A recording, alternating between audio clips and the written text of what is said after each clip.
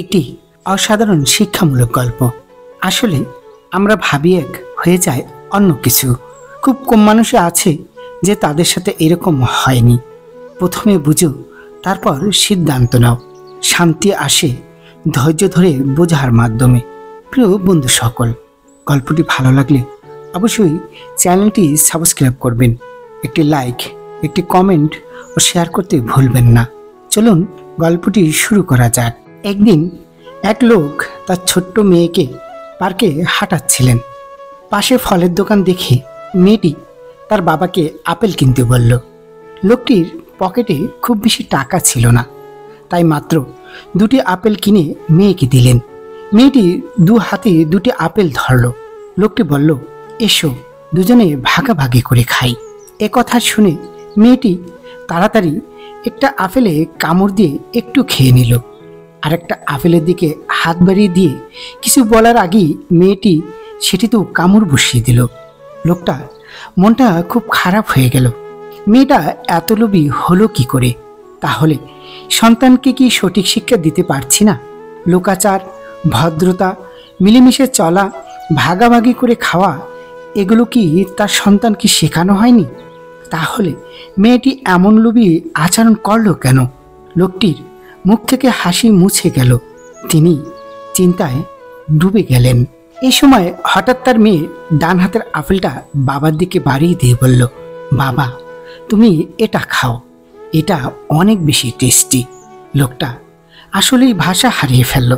এই গল্পের শিক্ষা, কোনো বিষয়ে দ্রুত কোনো কিছু বিচার করতে নেই বা দ্রুত কোনো সিদ্ধান্তে পৌঁছাতে নেই।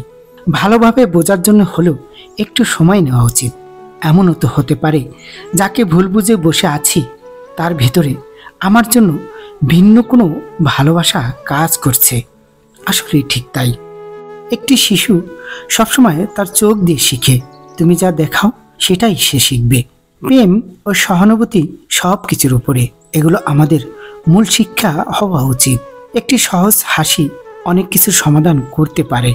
মানুষের প্রকৃত চরিত্র তার আচরণে প্রতিফলিত হয়। ভালোবাসা ও সহানুভূতির ভাষা বোঝার জন্য কোনো শব্দের প্রয়োজন হয় না। আপনি যা দেন তা আপনাকে ফেরত দেওয়া হবে। সত্যিকারের ক্ষমা হলো সেই ক্ষমা যা কোনো প্রতিদানের আশা ছাড়াই করা হয়। একটি শিশুর হাসি হলো সৃষ্টিকর্তার অনুগ্রহ। বিশ্বাস মানুষকে উদার হতে শেখায়। সহানুভূতি একটি শক্তি যা আমাদের মনুষ্যত্বকে সংজ্ঞায়িত করে। জ্ঞান শুধুমাত্র তথ্য নয়, এটা আমাদের চিন্তার ধারণাকে গঠন করে। একটি শিশু পৃথিবীর সবচেয়ে মূল্যবান সম্পদ।